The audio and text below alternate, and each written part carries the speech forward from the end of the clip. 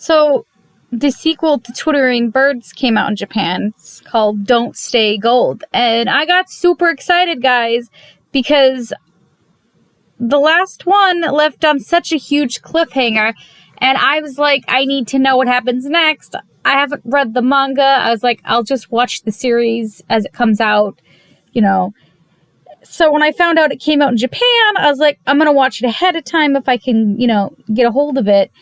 And I'm still going to pre-order, but I got to know right now, you know. Well, it's not a movie, this version. It's just a 23-minute episode, OVA, really. And it doesn't even cover anything that happens after. If anything, this episode, OVA, basically is just some time frame of the start, kind of, from what I can tell, of the movie. And it doesn't center on the main couple at all. And I'm disappointed. We do find out some things from this OVA. Like, I don't remember if it was explained in the movie, but apparently Yashihiro was trying to, you know, recruit the Mad Dog. And he'd done some, like, pretty messed up stuff, like getting him fired and claiming he had a debt and, like, taking all his money and basically kidnapping the poor kid to try to convince him to join. And again, I don't know if this was mentioned in the movie because it's been a bit since I've seen the movie, like a couple months now. But that's pretty messed up. Again, this whole movie / OVA episode is just pretty much all around that and the developing relationship between the Doctor and Mad Dog. It's around this part we get this very beautifully animated scene of the Mad Dog just beating up his captors. And it's just gorgeously animated. I mean, look at this face. Look at this still frame. And don't tell me you're not just captivated by this dude within this moment. Just like the Doctor is.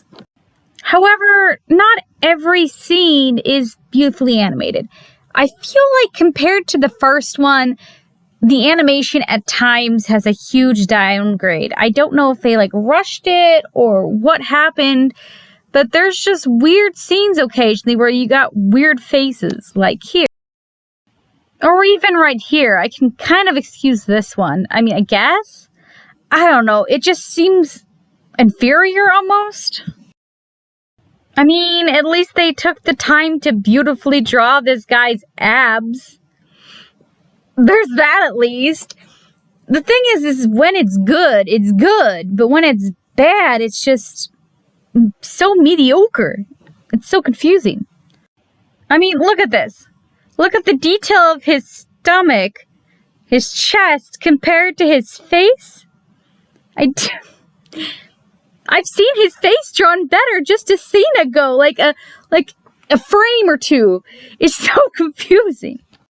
There are also weird scenes where the Mad Dog seems skinnier, and other scenes where he seems bigger. Again, maybe that's just me looking too deeply into it. Anyway, since he had no place to go and live, thanks to, Yashihiro, he ends up living with the Doctor and even helping him with patients and stuff.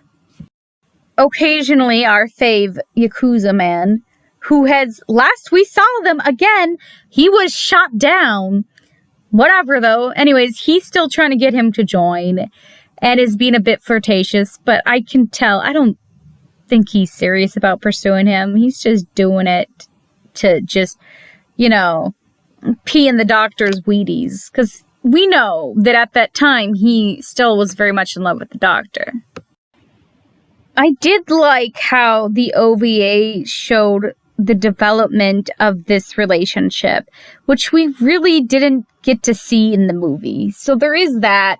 And we get to learn just this Doctor's freaking repressed. He clearly is denying a side of himself that he's not willing to share, which I think is a kind of a common theme in the show.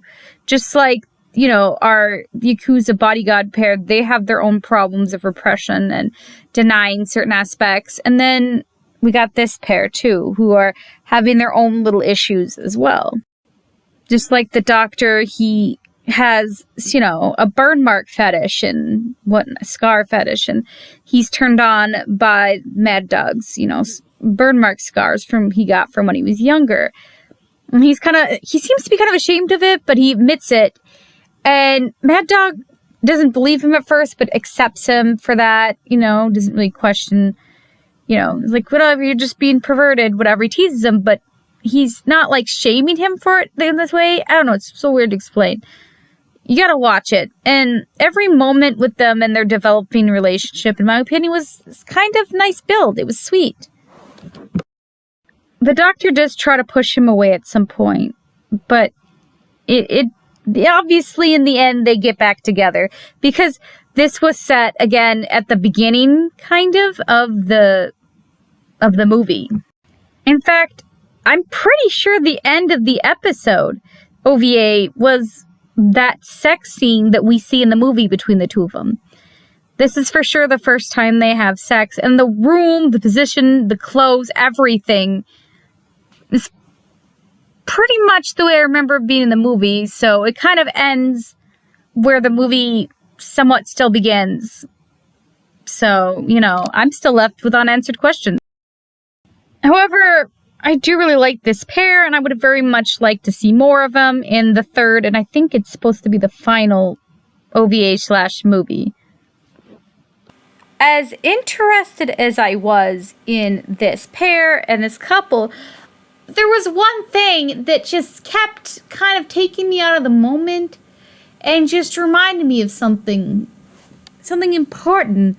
Like, I don't know, maybe the fact that Yashihiro is in the back of an ambulance, bleeding, clinging to life, and going through a freaking end-of-the-life crisis, and we don't know what's going to happen next unless you've read the story, and I haven't, and I don't want to hear about this other pair. I want to know what's going on with the first pair.